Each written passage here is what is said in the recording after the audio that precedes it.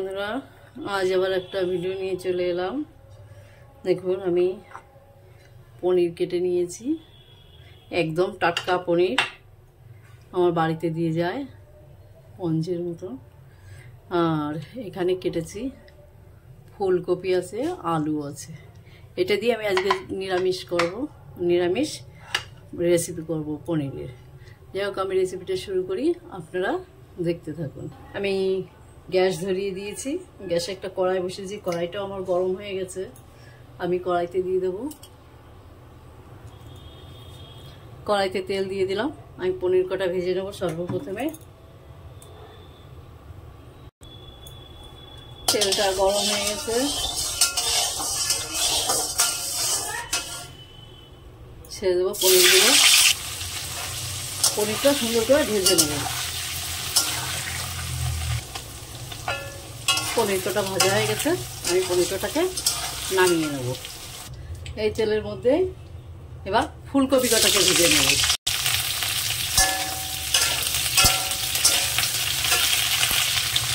একটু লবণ দিলাম, একটু হলুদ দিলাম। এবার ফুলকপিটাকে সুন্দর করে আমি ভেজে নেব। ফুলকপি কটা ভাজা হয়ে গেছে, এখন সুন্দর করে লাল লাল করে আমি ভেজে নিয়েছি। এবার ফুলকপি কটাকে আমি নামিয়ে নেব। এই তেলের ভিতরে আমি আর অল্প একটু তেল দিয়ে দিলাম। এবার আমি আলু কটাকে ভেজে নেব।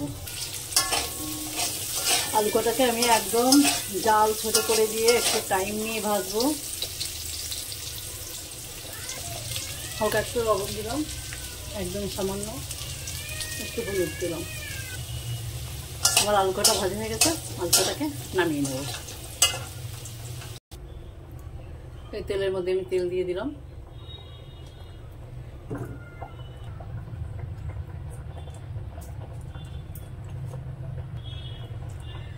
তিন রকমের গরম মশলা, শুকনো লঙ্কা, তেজপাতা, কটা জিরে। ফোড়নটাকে আমি সুন্দর করে ভেজে নেব। আমার ফোড়নটা ভাজা হয়ে গেছে, সুন্দর একটা গন্ধ বেরিয়ে গেছে। দিলাম একটু আদা বাটা। আদাটা ভাজা হয়ে গেছে, কাঁচা গন্ধ চলে গিয়েছে, আমি সুন্দর করে ভেজে নিলাম। টমেটো ঘষে নিয়েছিলাম, দিয়ে দিলাম টমেটোটা। এটাকে একটু কষে নেব ভালো করে।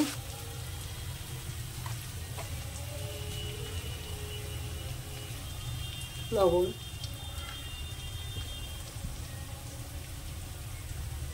হলুদ, ধনের গুঁড়ো, জিরের গুঁড়ো, কাশ্মীরি লঙ্কার গুঁড়ো দিয়ে দিলাম একটু জল। এবার মশলাটাকে সুন্দর করে কষে, মশলাটা কষা হয়ে গেছে। এবার এখানে দিয়ে দিলাম একটু কাজু আর পোস্ত বাটা। আবারও একদম লেওয়া জালে গ্যাসটা একদম ছোট করে দিয়ে সুন্দর করে এটাকে কষে নিই।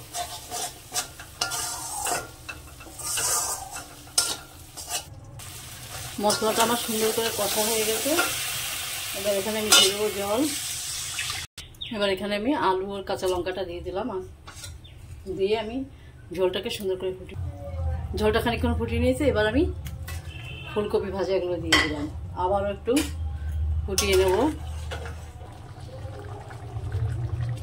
দেখুন, আলু টালু সব সুন্দর গলে গিয়েছে, ফুলকপিও গলে গিয়েছে। এবার আমি এখানে দিয়ে দেবো পনির কটা। আবারও একদম নর্মাল জালে খানিকক্ষণ ফুটিয়ে নেব। সামান্য একটু চিনি দিলাম, এটা আর একটু আগে দিতে হতো, যে আমার খেয়াল ছিল না। নামানোর একটু আগে একটু গরম মশলা দিয়ে দিলাম। আমার তরকারিটা হয়ে গেছে, এবার নামিয়ে নেব।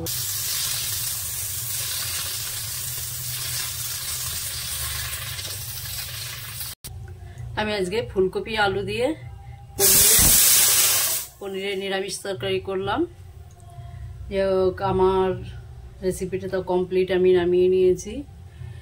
আমার চ্যানেলে যারা নতুন তারা আমার চ্যানেলটা একটু সাবস্ক্রাইব করো, যারা পুরনো লাইক শেয়ার কমেন্ট করো। আজ এই পর্যন্ত, নমস্কার।